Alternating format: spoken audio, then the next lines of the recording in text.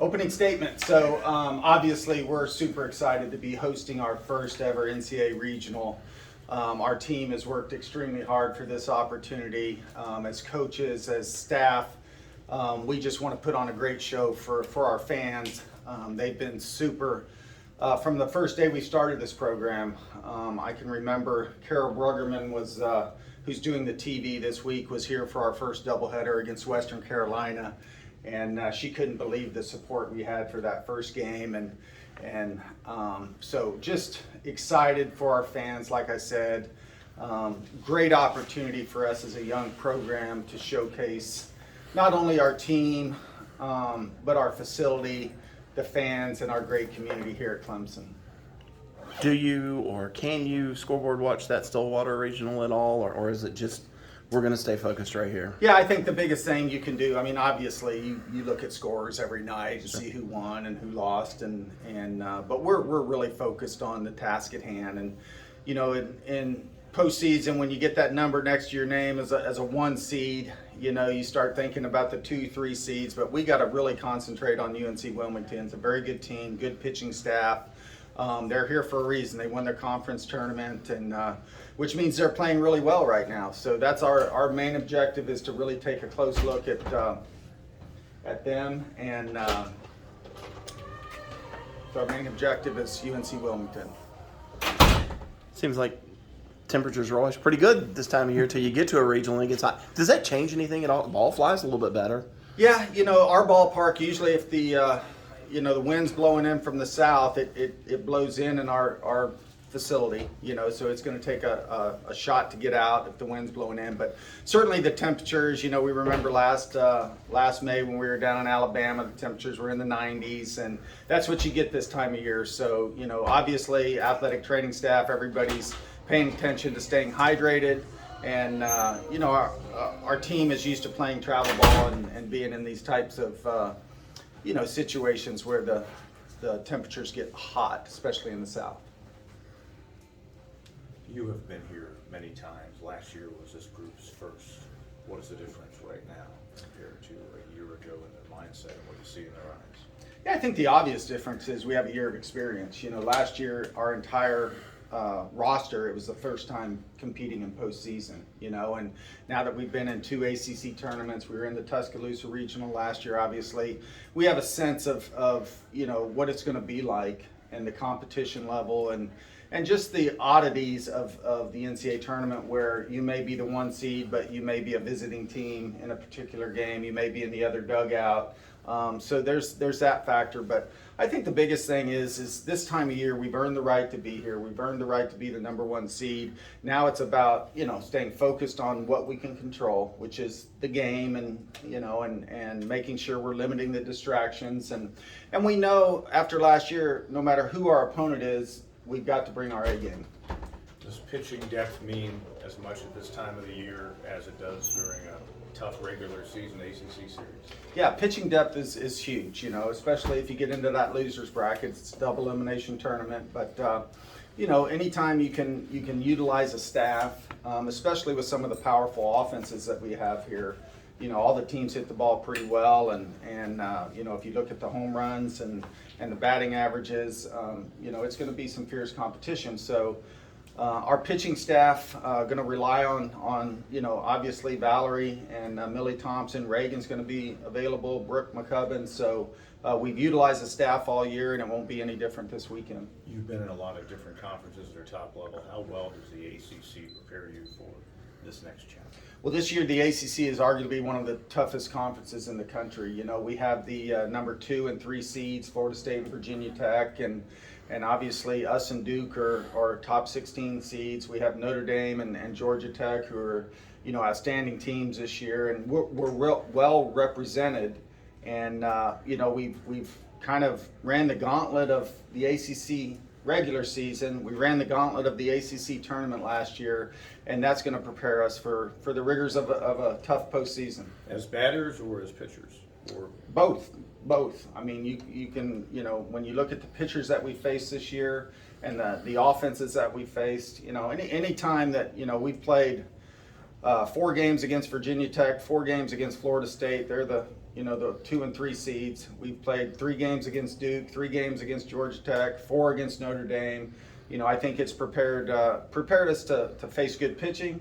It's prepared our pitchers. You know, they've obviously faced really good pitching, and you know, our defense. You know, I think when you look at the speed that all of those rosters have and the power, it's put some pressure on us defensively, and I think we're ready for it. Send Valerie out to the circle first. Haven't made that decision quite yet, David. So we're still working on it. You know, softball's a little different than baseball. Yep. We don't have that true set rotation, but we're going to meet as a staff this afternoon and talk about it. But both are anxious. They're ready to go. Coach, can you speak about the importance, whether she starts the first game or whenever, the importance of Millie? Millie's, I mean, she has been such a valuable asset to our program this year. She is, you know, we feel like we have 2 number ones in Valerie and Millie, both 2 different types of pitchers, complement each other very well. And, you know, so it's a nice luxury to have. And we got to look at the matchups a little bit more. And you know, that first game, like I said earlier, against UNC Wilmington is the most important game. And then we'll make decisions from there. What have you seen from Wilmington in your scouting report on that? You know, they have 2 pitchers that keep them in every game. You know, we look at common opponents, and obviously they played North Carolina this year, and they lost 2-0, but their pitchers kept them in the game. NC State, they lost, I believe, 2-1, and so, you know, to hold NC State's offense to 2 runs, their pitching's got to be pretty darn good, and so we're going to be prepared for that, and obviously it's their first time in the tournament, so it's going to be a good challenge for both teams. What's the biggest advantage for you guys? Is it the fact that you got that experience last year in Tuscaloosa, or is it the fact you're at home? I think there's advantages all around. You know, first of all, you're at home. You know, and we you know, played on this field obviously, and know the dimensions, and know, you know, just feel comfortable here. But I think, you know, being on the road sometimes is an advantage. There's less distractions, and of course here we've got the ticket distraction, you know, where everybody needs a ticket and they're hard to come by, you know. So, but I obviously like playing at home. I know our team likes playing at home. You're sleeping in your own bed. The travel, you know, obviously takes its toll during the season. So to be able to host a home regional is special. I wanted to ask you about Sam Russ. What do you remember about her recruitment? Why was she someone that you were immediately interested in? Did you know about her dad?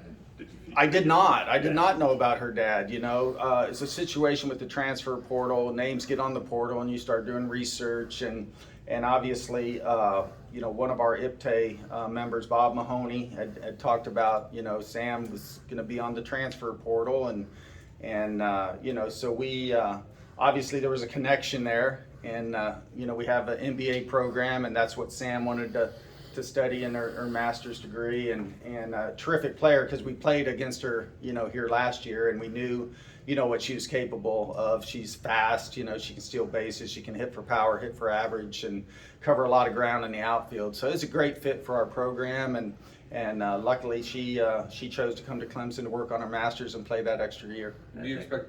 Sorry. Yeah, I think her dad was the first baseball team to host a regional here at Clemson in '80, and she's the first in softball. I mean, how cool is it to see one of those legacies? That's pretty cool. I was actually didn't know that until I was reading Tim Britt's tweet, and he mentioned that. So that's an interesting little nugget, and something that family can be proud of as a part of Clemson history. But anytime you have, you know, your dad played a school, and then, you know, his daughter gets to play there, there's going to be a lot of special memories for that family for a long time. Do you expect the portal to continue to be a valuable resource for you going forward in recruiting? And have you had players reach out to you both from the portal and from recruits reaching out, just from the success and excitement that you've generated from this program? Definitely the success that we have had here has helped in recruiting. Obviously, when you have a first-class facility, you have success, you know, you have a great university to recruit to, like Clemson. There's a lot of things that a recruit could you know, look at us for, and certainly, you know, in this day and age, you know, you have to use a transfer portal. You know, it's just a sign of the times, and you know, certainly we look at it, and you know, we're right now focused on finishing the season, but recruiting starts, you know, here really quick. Going back to Millie for a second, everything that she's gone through. Was there ever a point where you wondered if she would pitch again? And then how special will it be to see her out here in the circle, knowing it's- what she's been through? Yeah, Millie's, obviously she had surgery in November, and there's always uncertainty when you get surgery on your arm, but Millie's just that type of competitor, and we have such wonderful doctors here that did a terrific job, and it was a slow process to start, and January was a kind of an iffy month for her, getting her mentally, emotionally ready to get back in the groove of pitching, and she did a terrific job. Like I said, Katie Rovitar, our athletic trainer, Dr. Murphy, Dr. McCallum, all of our medical staff have done a great job with Millie, but it says a lot about her competitiveness and her desire to win and compete, and she came back, and February, it took her a couple games, but she's just taken off from there, and we know she has the ability, she has the confidence, and it was that just getting out there and proving to herself that the arm was going to be okay. Coach, I know y'all